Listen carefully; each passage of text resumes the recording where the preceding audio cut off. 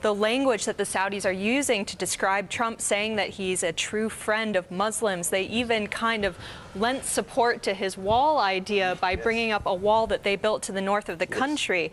What exactly are the Saudis hoping to get out of the U.S. here? Well, I mean, as Riyadh said, many people in the region are happy to see Obama's back.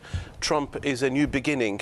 It's still too early to say which direction it's going to take, but so far many of the signs are more positive than negative. Yes, there are issues that need to be sorted out, right. But overall I think the relations are positive. They're looking more positive than they were during the Obama administration.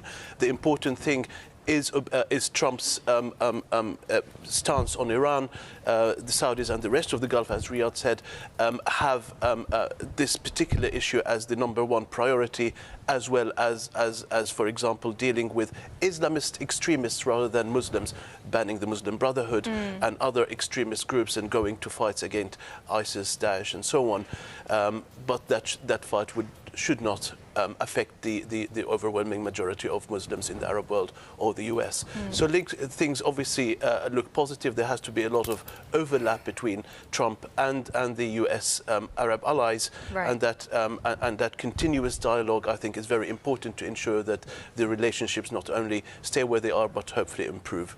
So, Ghanem, I noticed that in the statement there was really only one line about the economic policy, because that was part of the conversation, and that's very much what the Deputy Crown Prince is about, a transformation, economic transformation of the kingdom. Where do you see the opportunities now for American companies, either with Saudi investment coming into the US or American companies investing in Saudi Arabia that maybe before, wasn't there? I mean, opening up of the Tadawul to foreign investors, I think is a key thing. There has to be a lot of reforms in terms of opening up to increase the attractiveness of the Saudi stock market to American and other foreign investors. And I think the Saudi government is working on that.